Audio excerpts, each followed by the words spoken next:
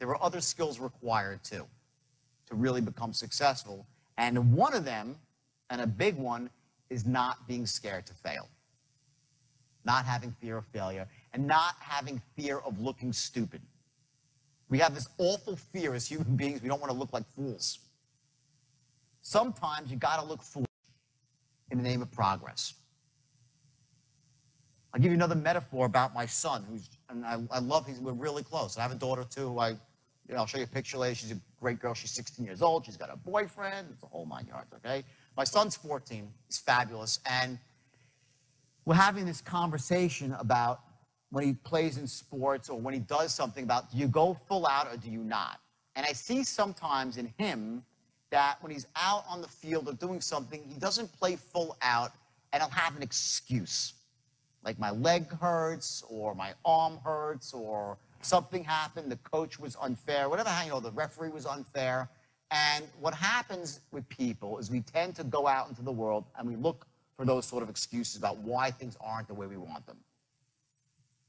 And when you do that, you lose all your power in life. When you start focusing on the external, on the excuses, you lose your power.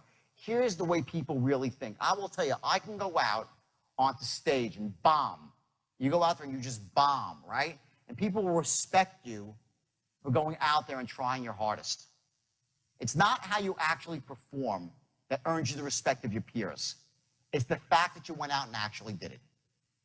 That's the difference. So if you're out there right now and you're a new salesperson or you're struggling as a salesperson, there's no embarrassment in the struggle. There's just not. The embarrassment is in quitting. The embarrassment is in not trying your hardest. And I was trying to explain the distinction to my son because I know inside he feels like, everyone's a crowd, he's a great player. So he thinks that maybe he didn't live up to our expectations and in some way that makes him not feel good inside.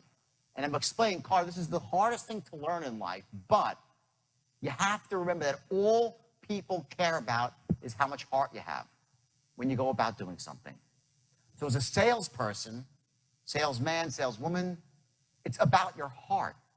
Are you going at it with everything, from here up internally, or are you just going through the motions and blaming your boss, blaming the lead source? You can always blame the lead source, right? You can blame the economy. There's a million reasons why you're not selling as much as you could. Things aren't going the way you want them.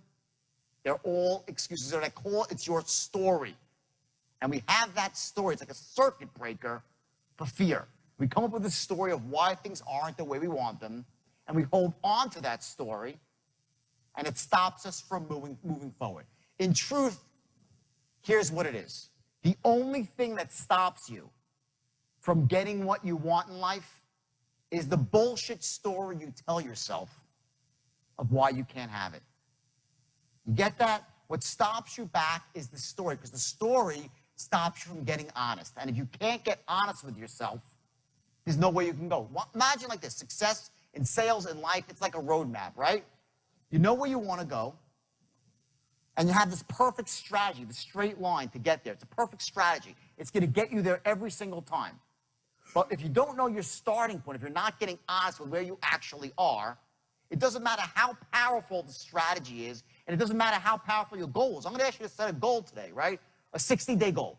And let's say you really set this goal, and I'll show you how to do it in a brilliant way. So it's visceral. So it makes you really feel it. And you see it, you sense it, you smell the goal. That's step one. I'm going to teach you the straight line, which is your strategy to get to your goal. But if you're not honest with where you are right now, your starting point, the map is worthless. There's three things that you need to know: where you are, where you want to go, and how you're going to get there. Those are the three things you must have to take advantage of any opportunity. I'm going to give you the strategy. I'm going to ask you to tell me exactly where you want to go for yourself. You got to get honest. Don't blame the boss. Don't blame the leads. Don't blame your job. Don't blame the industry you're in. Just get honest. If you don't like your industry, find another one. Selling. You can sell anything. You can sell one product, you can sell anything, okay? So welcome to The Straight Line. Glad to have you on board and on the path to wealth and success and to be a master of persuasion and influence. I will tell you this, maybe you're still a little bit skeptical, and I get that. When we embrace something new for the first time, we have a tendency, that voice in the back of our heads, to say it won't work. Maybe it works for everybody else, but not us. And I get that. And what that really is, it's the fact that at this level of learning, you've just become unconsciously competent, where now you know there's a lot of stuff that you need to know. Before, you were unconsciously incompetent. You didn't know what you needed to know. So we're at that second level now, and it's a bit scary sometimes. And I think I've used the metaphor in the past of what a baby does when it learns to walk. And, of course, the baby doesn't start to walk on the first couple of tries. Probably takes him 50, 100, or 200 tries. And even when he does walk, he's doing the old Frankenstein walk. But the baby doesn't care. The baby knows it's not supposed to look perfect the first time. But, of course, soon enough, the baby's running, and it looks perfect. Somewhere along the way, most of us lost that, and we think we're supposed to be perfect at things the first time. That's not true. You can make mistakes, and people will respect you more afterwards because you overcame those early challenges and embraced something that helped you really soar to a new level of wealth and success.